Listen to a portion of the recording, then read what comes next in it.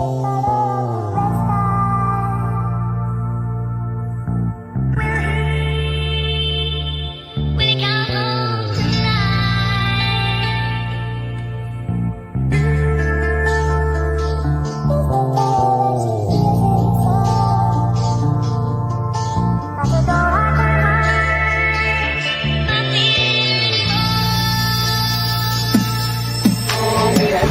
want me to change, they want me to change, but I ain't changing, nah. I remain the same. And you are now tuned into another episode of Intellectually Petty Radio, brought to you in concert with A Beautiful Machine magazine, as well as the mighty Nerve DJs Radio Network. Y'all already know, every week, every day, every second, every year, we only rock with legends around here. And today, when I say legend, not too many people come on the show more than once. And this is Joe Smith's, I want to say, second return. When I say legend, I mean the resume is crazy in filmmaking, directing, writing, you name it. He has done it. And now he's also come out with his own streaming service, Mainstream, spelled with two E's and not an E and an A. Get it right. It is on Apple, whatever it is. I just downloaded it myself, so make sure you go do that. One of the dopest individuals since David and Goliath. Okay. What's going on, bro? What's going on, man? yo, how's life, man? How's the family? Man, everything is beautiful, man. I'm blessed. My family's blessed. I have no complaints, man. God is good, brother. Yo, okay, so let's get this out the way. Mainstream, what is it? How's it doing? And why? So Mainstream is my own streaming platform that I launched about 30 days ago, and almost to the date exact. And it's a free ad-supported streaming platform with TV, film, music, podcasts, and live events, all on one platform. We are available on Apple TV, Roku, Samsung, Amazon Fire TV, Android TV, iOS and Android mobile apps, and a web app at mainstream.tv. And so far it's been going good. We've been getting some great feedback and some good engagement. And now we're setting ourselves up to do a big marketing push to get, more people to the platform and more people downloading the apps. So I'm excited. We're been having a lot of meetings with investors and influencers about doing strategic partnerships and meeting with brands. So we're gearing up for 2026 to be awesome. Okay, so if I use Mainstream, when it gets on Roku, is it audio or is it lit? Like right now we're live on YouTube and Facebook, whatever. But is it just audio or is it video too on Roku? No, it's video too. Oh, that's fucking the dope. Whole video app. Yep. Yo, that's dope. Yeah. I need to get on there, man. What are we doing, bro? Just say it, like I don't mind begging, bro. Like, some things it is what it is. Say ain't no shame in your game, huh? Absolutely not, bro. Hey, okay. So at what point do you decide this is the movie I want to make? So I've always got, ideas swirling around in my head. Ideas kind of come from everywhere. They can come from conversations with people about things they've been through. I've literally been having conversations with people and they were telling me a story about their life. And I'm like, that's a movie, right? So the inspiration just kind of comes from everywhere. Headlines I may read in the news, or just my own personal experiences. Life is a movie. You know what I mean? So, so many things happen in life that's like, okay, that's intense. Yeah. Let me ask you this. I was just kind of going through your page earlier, just because I'm nosy. But lost your mom's very early on. Mm-hmm. I'm struggling. Like I lost my mother 5 years ago, Wow. and I Sorry. am struggling so bad this year with the holidays. Yeah. How do you ever get over that? You know, it gets easier as time goes by. Mhm. You know, my mother, I was so young when she passed away, you know, that I have had the opportunity to just kind of let that wound heal some, at least develop a scab over it. Okay. It's for me, it's not so much the holidays, it's I get sad sometimes because she's not here to see how our lives, me and my sister's lives have progressed. Yeah. And the things that we're doing, I know she would be proud, because, she had me at 17, she had my younger sister at 20. And, Mm. back then that wasn't a thing. Being a teenage mother you were ruining your life, and there was no good outcome to be expected from that.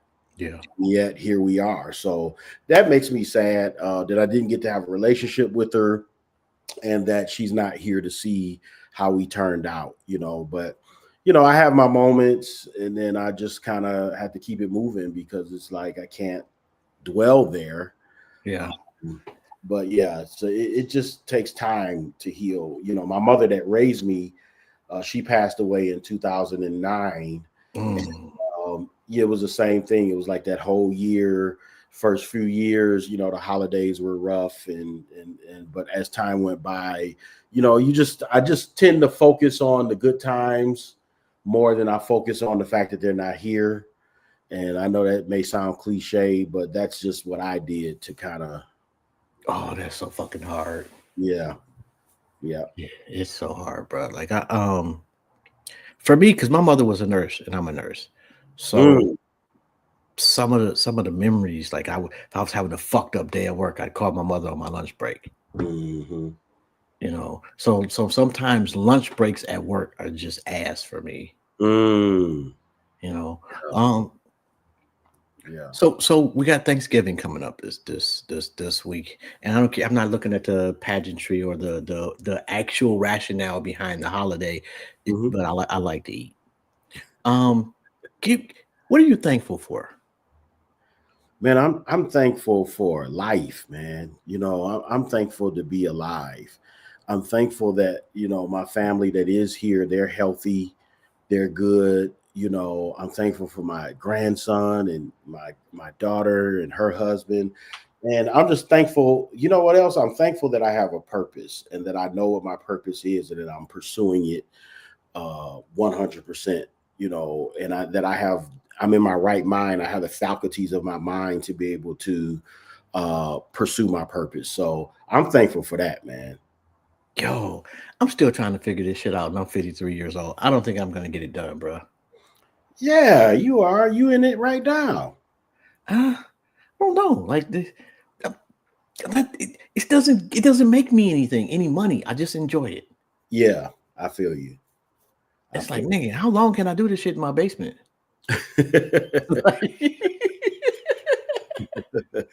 Yo, okay, so, and I know I asked you the God question the last time you were here, but I got to switch on that one. So I'm gonna break it out early. Okay.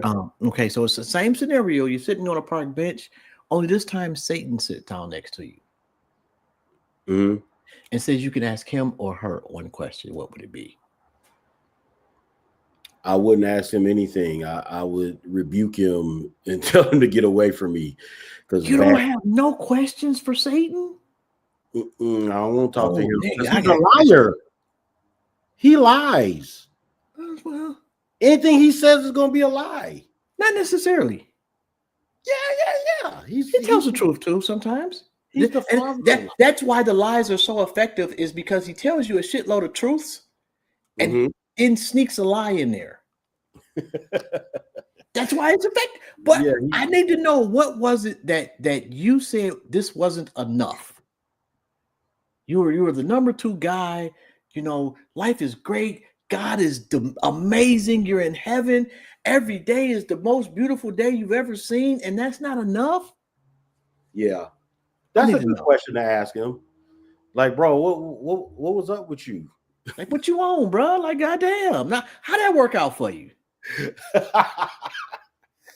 Like, I'm just saying, like,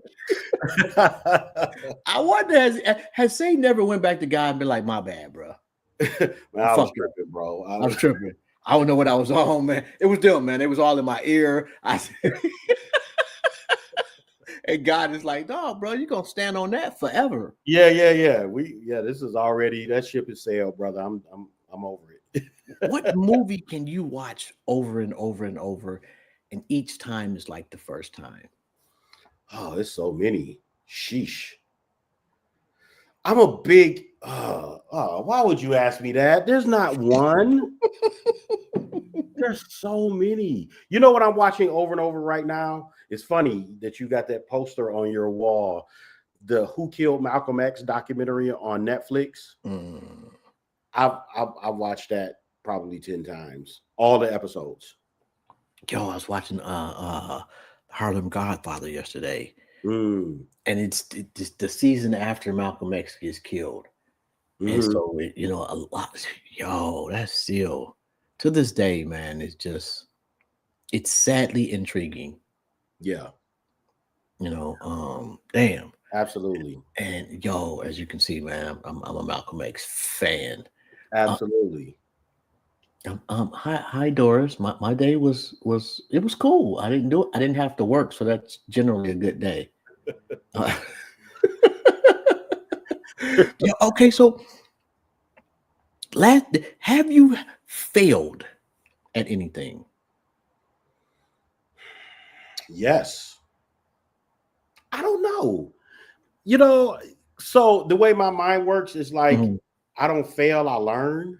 Okay. But I've definitely had things that didn't work. It didn't go as big as I thought it would go. I released an album back in 2010. Mhm. I produced a whole gospel album, and I just thought that I was about to be on tour and be doing this and doing that and blah blah, and it didn't do any of that. So and so coming from a music background, I have been thinking about like I want to do one more album, like just jazz, R&B, gospel, just get all my creative juices out. So I'll do it again, but yeah, Mhm. I guess you could call that a failure. I mean, I didn't market it, I didn't promote it properly either, though. So it was me. I was the failure in that. So were you like the executive producer? Did you produce? Like, what was your role for the album? So I was all of the above. The producer, executive producer. I wrote and produced all the songs. I brought all of the artists so I had guest artists that came and sang songs Okay. to what I produced. Kind of like how Quincy Jones albums used to be. It's his album, but he's got different guests singing on it. So I did that, and I just didn't promote it. The gospel is hard. It's hard to get in the gospel, bro, successfully. Yeah. But I've done it. That's where I came from. I came from the gospel world. I toured for almost 20 years with the Clark sisters and Dorinda Clark Cole and Fred Hammond and Kiera Shear. So I came from that world. But it's just, I tell people all the time, it's a difference being an artist and being a side man. Mm-hmm. And, being a side man is easy because it's like you just go do your job and get your check. Ain't no responsibility. It ain't no responsibility. But when you're the artist or it's your project, now you the one that's you gotta make the check. You ain't getting the check, you creating the check. So it's like the whole thing of being an employee versus an entrepreneur, Mm. Yeah. Yeah. Well, first off, I know I couldn't be gospel. And not necessarily I just can't sing, bro. And neither can I. That's why I brought in the other people, because I'm terrible. So who did you have on the album? I had Dorinda Clark Cole. I had an artist from Milwaukee named OC. She was dope. I had an artist from Philly named Trina Furby. She was dope. I just had like a whole bunch of like dope artists from all over the country that just came in and got on my record. So that's what I'm gonna do. I'm gonna do that again, but I'm gonna do it with R&B and jazz and gospel, not just gospel this time. Okay, so I give you a blank check, and you can get 6 artists, living or dead, to be on this album of yours. Who do you got? Ooh, living or dead. Prince, Michael Jackson. You'd never get this album done. I love them niggas, man, but them two alone in the studio, probably, yeah, bro. We had to give them separate sessions. Yeah. All right, you got 4 more. My bad. I love Alex Isley. I love Lettucey. Who? Lettucey? Did you say who? To Lettucey? Yes.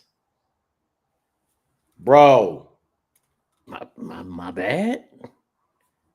You, sir, you go look up Lettucey when we get off this podcast. Let's see. How you spell that? I mean, look it up now. Ledisi. Oh yeah. Ledisi. Yo, that's a hell of a name right there, though. No, I fucks with that. Like that is like I like unique, interesting shit like that. Oh, okay. Well, apparently Lettucey is doing her thing. Yeah, she's like fire out here, bro. My apologies to Lettucey, but go ahead. I think you got what, 2 more?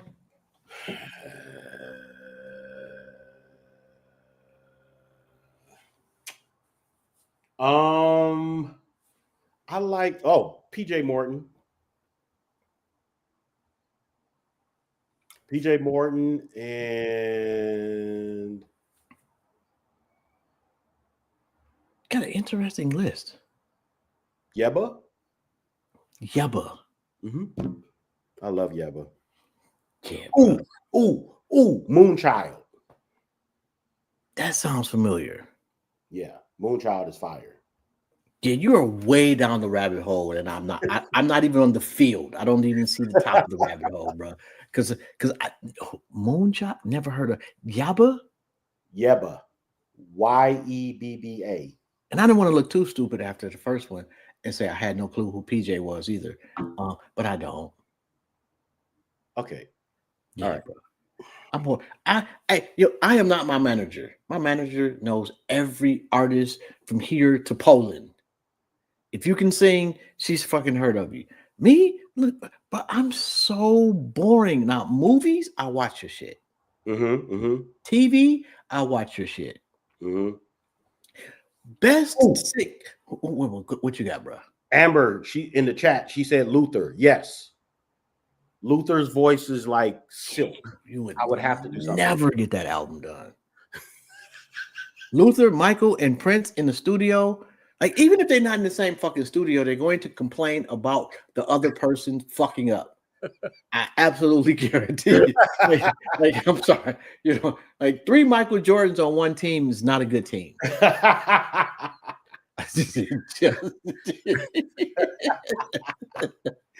we have to separate them. They said Luther was bad out here. Like he was a complete jerk about shit. Respectfully. He said I'd never get it done. Do you prefer a series or a movie? I prefer a movie. I want to do a series next year. But series are just a whole lot more writing, a whole lot more production, a whole lot more money, a whole lot more everything. It's like producing 6 mini movies versus 1 big movie. So So right now my preference is a feature film, but I do want to get into doing series. Okay, on the indie side, let's say Tubi wise, who series gets it is doing it right that you've seen? My boy Kamal Smith just dropped his series Cover Up. It's Mhm. amazing. Um, really, all of the Detroit series are winning. Like the Dirty D is winning. That's Lisa Brown. Uh, H Block, which is Moolah Films. Man, McGraw Moolah Ave. Films is different. Oh man, hands down, bro. When I seen the Christmas joint that they did, Mhm. I was like, okay, that's like and what I'm liking about the last couple of years of Detroit independent filmmaking is the range. It's not 70 niggas selling kilos and killing each other on every movie now. Yeah, It's black people in it. yeah. And you think that's intentional or inevitable? What's that? The scope of the movie making for our independent movie, but god damn, I hit my elbow on this shit every time. But the range expanding, but not just expanding, but just doing it so well. Yeah, I mean it's evolution. I think that a lot of the filmmakers that started out early, they told a lot of urban tales and street movies and things of that nature because it was the lowest hanging fruit. Yeah.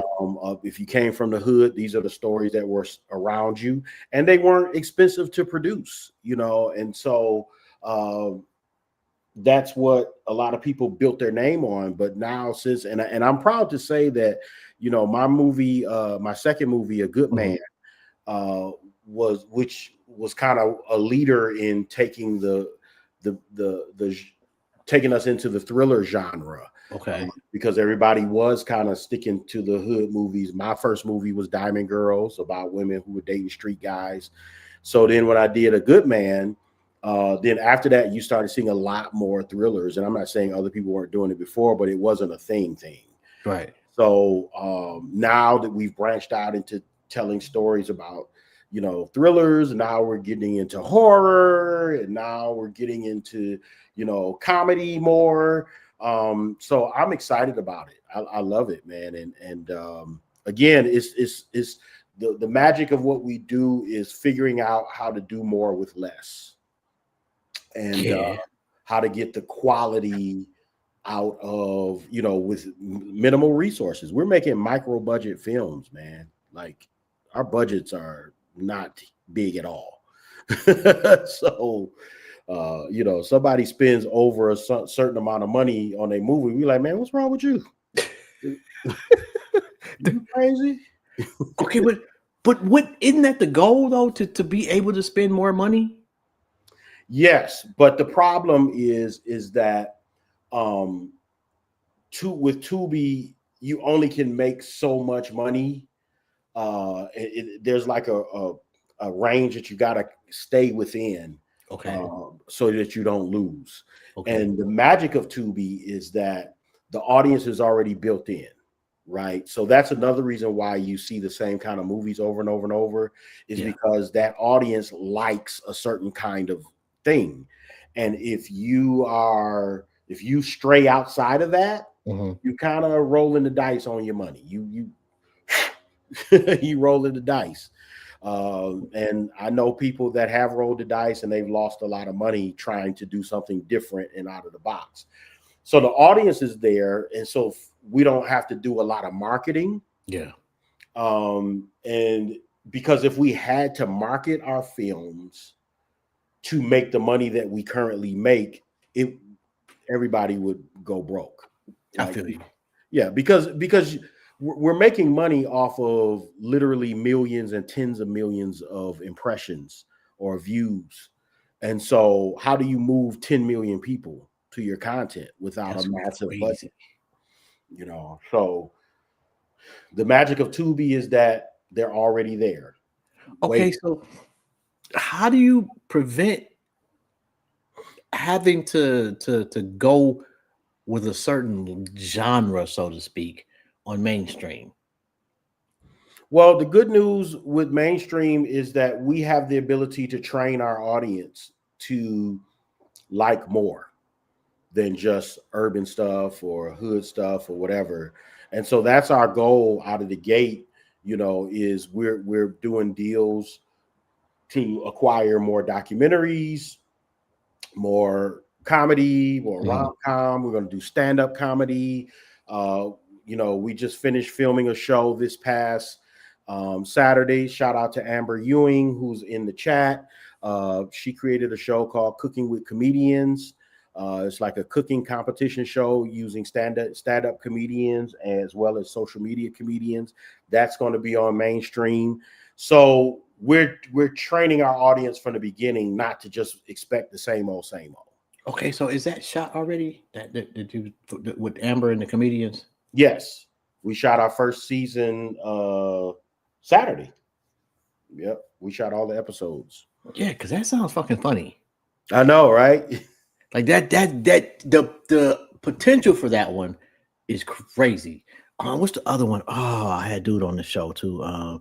They got one like an impromptu joint where it's like, okay, who's the GOAT? LeBron versus Jordan. But it's comedians being each the lawyer for each one. Fucking hilarious, bro.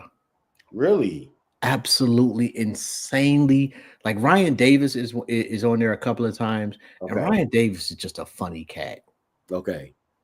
And like he's got the intelligent humor that works for that setting. Definitely.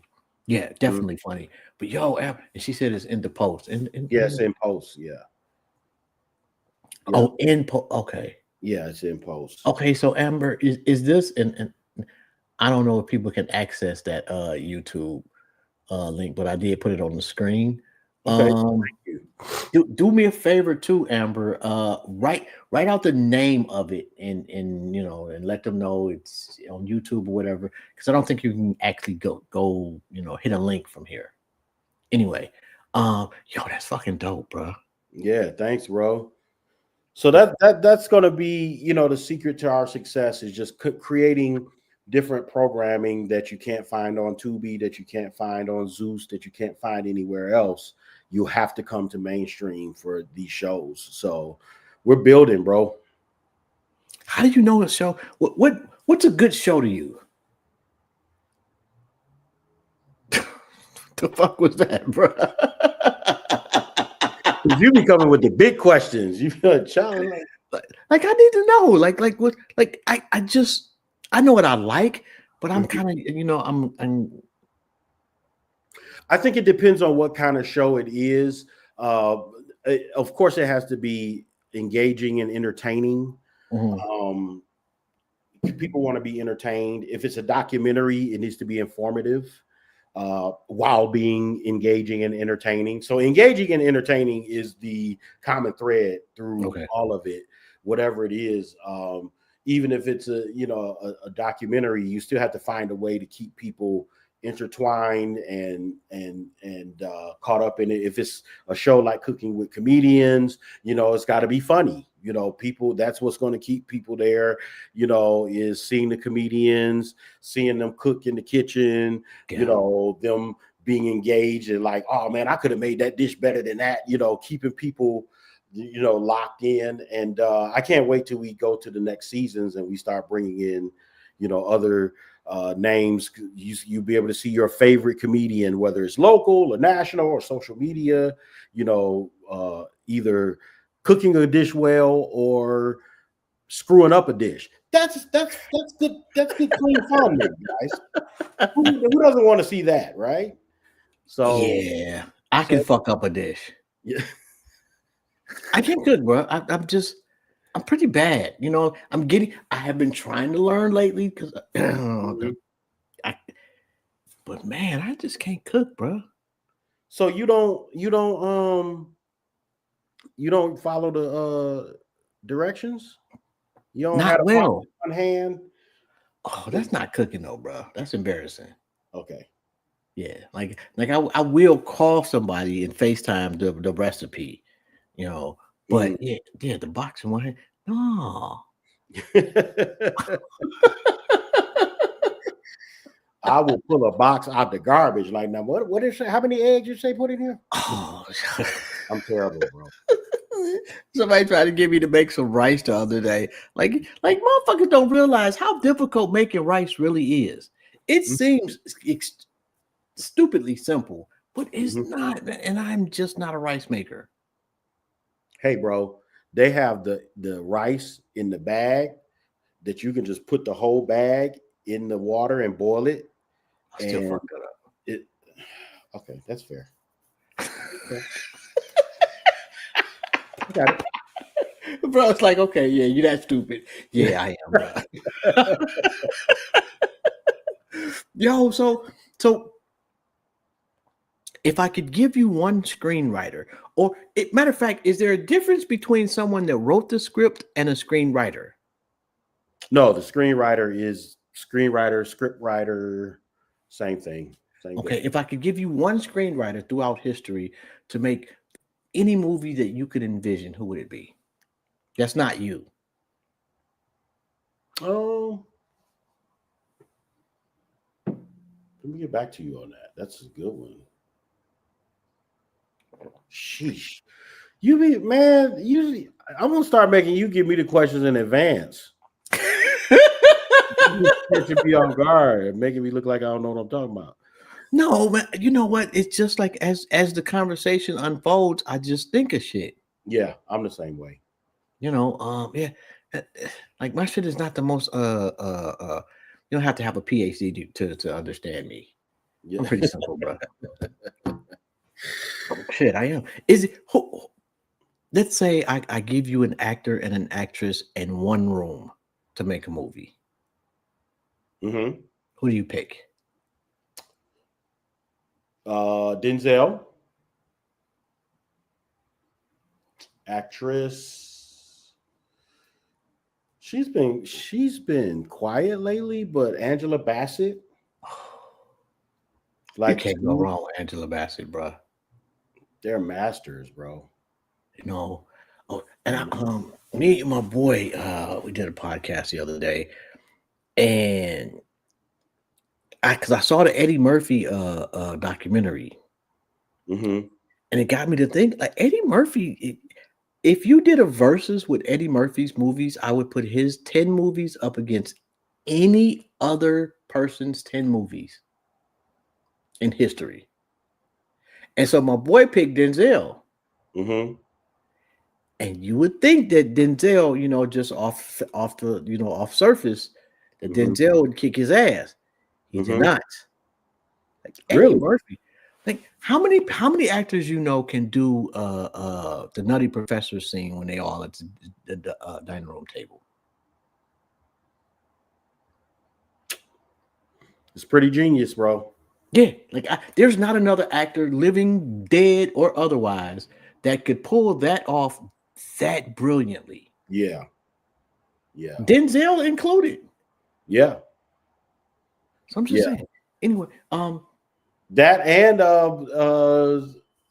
he started it with Coming to America when he played the barber and the Jewish guy and the The only other person that I could see had he lived and tried to do it, he did it a little bit with Miss Doubtfire, is Robin Williams. Yeah, Robin Williams was a phenomenal actor. Yeah, absolutely. And people don't understand what it takes to play multiple characters in a movie. Like, because in order to be a good actor, you have to become the character. Yeah.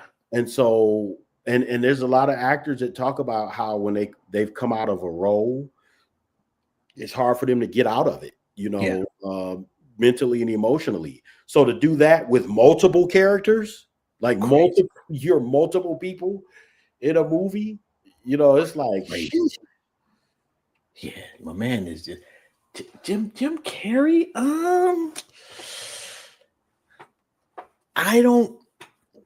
Jim Carrey just never has experienced the pain that Robin Williams had to give him the depth Not that he can't do the emotional characters, he can. He Mhm. just doesn't hit it like Robin Williams did. Mm. Yeah. And Robin Williams was just a tortured soul, and his therapy was his work.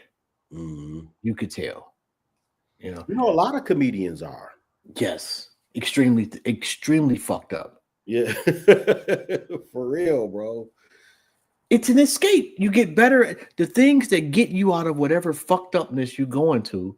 You Mhm. become perfect at, or more perfect than the average person.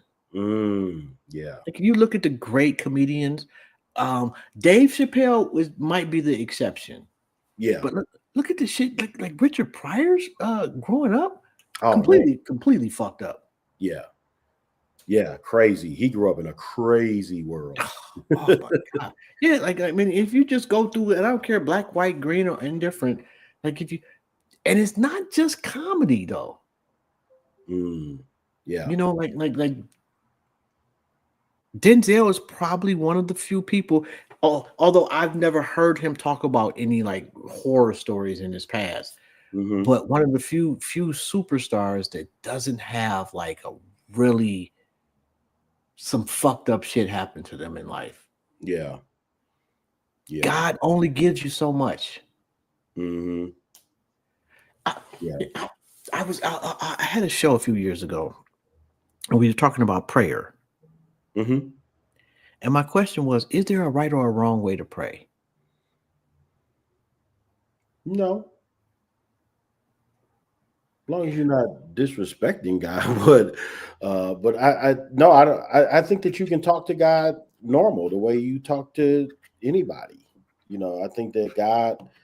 Uh, I mean, you know, I approach him as a friend, as a father, and as a deity. You know, so it's like he's God, but he's still my friend. He's still my father. He's still my creator. So I just talk to him regular because he know what I'm feeling and thinking anyway. So might as well keep it a buck with him. Because Yeah. really, you're not even keeping it a buck with him. He already knows you're keeping it a buck with yourself, actually. Now that's a hell of a point. And you don't want to disappoint yourself by Mhm. feeling like you're disappointing God, if that even makes sense. Yeah, absolutely. You know, but my struggle has always been all people say you can't question God, and I always say why. Mhm. If you know everything, why shouldn't I be able to ask you questions about the things you know? Yeah. You're the one person I should be able to go to. Yes. Yeah. So Well, I think when people say question, not to question God, I don't think they're saying don't ask God questions. mhm. I think what they're meaning is don't challenge God on his decisions, even if you don't understand why they're happening. You know, he always has a purpose and a plan that's bigger than he's not going to tell us everything, just like we don't tell our kids everything of why we're doing what we're doing. And so I think that's what they mean when they say don't question God, is just challenging him on whether he's doing things the right way or the wrong way, or if he's screwing up according to you. It's like, no, you better shut up and just let God do what he gonna do, type Oh, thing. yeah, that's tough for me, bro. Yeah. Let me want to know, like when you like slavery was a question for me, bro. Like, what was you doing? Mhm. I'm sorry, but I'm not sorry. Like, What what? was he doing? Like, it was tough down here, bro. Like, Yeah. I'm not sure what it. Maybe it was turmoil up there. I don't know, bro. But we was catching hell for a long ass time and still Yeah. catching hell. Yeah. Anyway, is there a story out there that given the right financial circumstances, you would be honored to tell? Yes. A lot of them. And a lot of them I am going to tell. So that's the beauty of having mainstream, is like we can do what we want. I can do what I want, you know.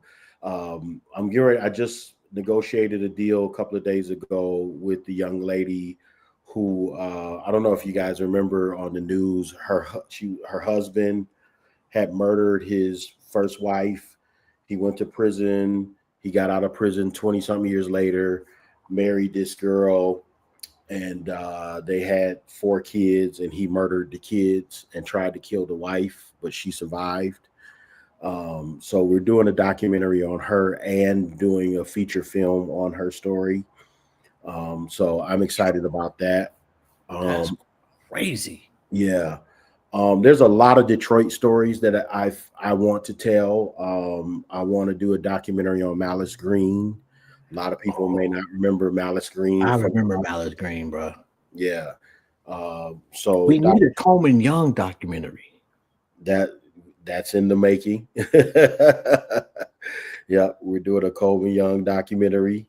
And I don't think I've seen a Black Bottom one. I'm sure somebody has done one somewhere, but I don't think that I've seen a Black Bottom documentary. And that part of Detroit history cannot disappear. Yeah, because people need to know, like, we used to have all Black everything. Man. All Black everything. Black doctor, Black hotel, Black grocery store, Black dentist, Black, everything was all in one place. Black accountant, Black attorneys, Black nightclubs, everything Black. And I don't understand how a city, at least through my most of my lifetime, was 90% Black people, how we have given up the economic opportunities throughout the city, store after store after store after store. I just, and no knock to any other community. Y'all did y'all thing. You did what you were supposed to do. We did not. Yeah. That opportunity should have never presented itself to anyone but us. Yeah. Absolutely. I do see a little more, or especially with the hip hop community in Detroit lately, they seem to be more on one accord. Yeah. Is it the same in the independent film industry? Yes. Surprisingly, yes. Our independent film community is like a big family. And of course, you have people who don't get along and people who fall out with each other, but those are isolated skirmishes. For the most part, we all love each other. When I did the mainstream launch party, everybody came out, all of the who's who of the independent film industry here. Whenever somebody else does certain events, we come out, we support each other. So I love that. And not only do we support each other with events, we support each other with helping each other with our projects. You know what I'm saying? Like, there's not too many people I can't call. I just had a filmmaker call me yesterday, Darren Brown. He's one of the OGs in the film. He called me yesterday, and we talked shop on some things that he's got going on. We call each other, we support each other, we help each other, from giving advice and giving information to coming on each other's sets to help with each other's sets. And I love that.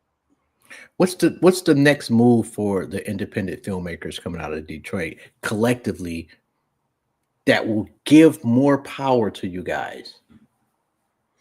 I think mainstream is a huge component because it's one of us that owns it. So, because at the end of the day, Tubi can reverse course anytime they get ready. They can pull the plug anytime they get ready. They're gonna Fox Channel niggas. Right. So look that up while y'all out there. When Fox first started, they started off the backs of niggas. Absolutely. And so and it's business. They when they decided it's no longer in their best interest to play with us, they're not gonna play. They're gonna take their ball and their toys and go home. So that's what mainstream is for, and we're positioning ourselves to be a cushion and a transition point and a home for those filmmakers if and when that happens. The other thing that I think is important, and this is what I've been preaching for the past few years, is that we constantly educate ourselves and get better so that we can start going after bigger projects. We can start doing Hollywood projects. We can start doing network television projects and so forth and so on. So I think those two things, I mean, I took a directing class. I'm always educating myself, reading books, watching YouTube videos, trying to learn more about my craft, so that, when the big boys, should they call, I won't be befuddled and baffled as to what to do. So I feel like that's the other thing that we need to do. If you keep plugging away at it, you'll get a shot, maybe two. You got to be ready though. Absolutely. And that'd be the problem with a lot of folks. Once they get that call, they can't hit the curveball. Yep. And yeah, I mean, it's like opportunity comes, you don't have time to get ready then. Yeah, and niggas won't lie. Sometimes you gotta lie. Yeah, I can do it. Yeah. And figure this shit out. Like no, I have no fucking clue. But bro, this is fucking so and so. Like if Babyface calls you and say, "Can you do a song?" Yes, nigga. The fuck? No clue. I'm broke. I'm living in the backseat of a Chevy. Yes, nigga. Absolutely. I'll figure that shit out. They say you got to fake it till you make it. Some of that is true. Yes. You got to have the confidence to lie enough to you have the confidence in your ability to catch up when need be. Yeah. It's funny. I had a call today, a potential client I had a meeting with, and I initially met with him about investing in some film projects, but then he approached me about wanting me to put together some marketing things for him. And what he was asking me to do, I haven't done before as a company, but I was like, okay, I have a proposal to you right after the holiday. That part. Yeah. So it's like, hey man, like you said, I'm gonna figure it out, and I have people in the industry that I can pull on and say, hey, what do I need to do here? And can you help me? So yeah, I just believe that when God puts things in your path, he'll give you the resources and the things that you need to make it happen. Everything that you learned. Absolutely. Yep. I like that. Everything you learned. Yes, it did. That shit, you didn't come out the womb like, unless you Shaq, you can't learn being 7 feet. But generally speaking, everything that and I've met a 7-footer that can't play basketball worth shit. So being 7 was so horrible, bro. I remember I was going to cast, man, and it was this white dude, and his motherfucker was like 7 feet, and all he wanted to do was play chess. And I felt bad for the kid because every day people clown this motherfucker because he wouldn't play basketball or he couldn't. Like it's such a tortured. Why waste 7 feet on somebody that doesn't want it? It's funny because I just finished co-directing a movie with a guy, and the guy whose movie it is, he's 6'7". And I was like, bro, you never played sports? Like, and if you see him, he's really polished and clean looking. He looks like he is or was in the NBA. He's like, no, I never played sports. I'm like, that's a waste of your height. Yeah. Don't you feel bad about that? He's like, no, man, I was in the street. I was like, okay, that's fair. Well, that's different. I'm gonna shut up now. I don't necessarily. I'm too old to be testing street gangster. Right. Right. If you say it, I believe it, nigga. Yeah. I'm all set. Thanks. Are you happy? Yes. What is happiness to you? Happiness is staying in a state of gratitude and thankfulness, and not hyper focusing on the things that are missing or that aren't the way that you wish they were.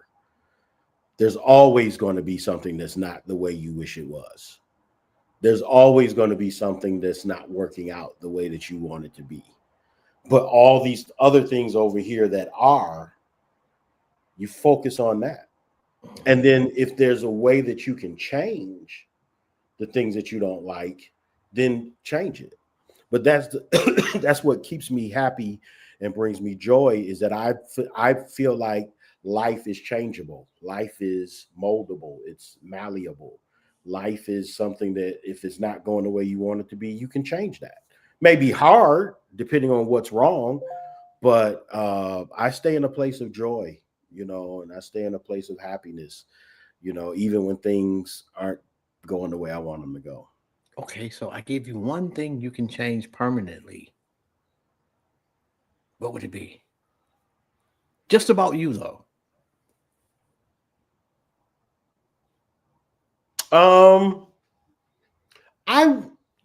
And this is changeable. I don't know if this is even a fair answer.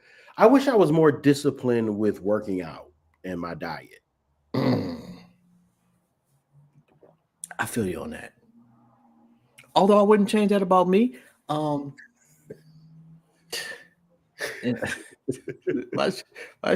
like, bro, like, can I change what I'm making an hour or something? I don't know. I think mine would be more monetarily based. However, I should be that way, given that my health concerns over the years. Yeah. I just don't want to be miserable trying to extend my life of misery. Right. Like if I'm gonna be here, I want to smile as much as possible. Yeah. Yeah. And sometimes people that got that super workout regimen and they eat everything right, they just don't seem happy. Yeah. It's like a constant state of work. Yeah. And what's the point of living to 150 if you got to work every day? I want to be able to take days off. Yeah, and it's some people, I feel bad for them because it's like if they slack off a little bit, it's like the Nutty Professor. It's like Sherman Klump. Yeah. Yeah. Like, to that point, it's like, who wants to live like that? Yo, if people want to get in touch with you, they want you to direct a movie, they want to submit something to you, how they go about doing that? You can reach me, of course, on Instagram, Millionaire Joe. On Instagram, shoot me an inbox. You can find me on Facebook, Joe Millionaire Joe Smith. Shoot me an inbox. And you can email me also at Joe Smith Media and the number 1 at gmail.com. Joe Smith Media 1 at gmail.com. Is there anything that you want to promote, you got coming up, you want people to know about that I did not mention? So we just finished post-production on A Good Man 3. So that'll be coming out in 2026. And I'm also finishing up a documentary on breastfeeding. I was hired to produce a breastfeeding documentary. So it addresses breastfeeding in the Black community, and it's an educational documentary that I think people are going to love. So that'll be coming out soon, and it'll be on Mainstream. I'm way too immature to handle this conversation. I'm sorry.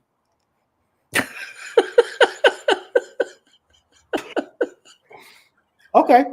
I'm glad that you know that about yourself. That is the beauty of who I am, is that I am an extremely immature adult. And I know it. So I gotta rein myself in sometimes. That's fair. But that's it. You know what? I will say though, like breastfeeding is so undervalued in our community, it's insane. Yes. Now I don't want to see you popping your titty out on the bus, but I understand. Yeah. So and that's what the documentary is just it walks you through the health benefits and why we haven't been taught this in our community, the importance of it, and how beneficial it is to the baby even. I learned way more about breastfeeding than I ever thought I would know in life doing this documentary. So I'm certain of it. Although I will say that just be in a quick note, we overvalue the harm that the police do to us and completely undervalue the harm that the medical industry is doing to us.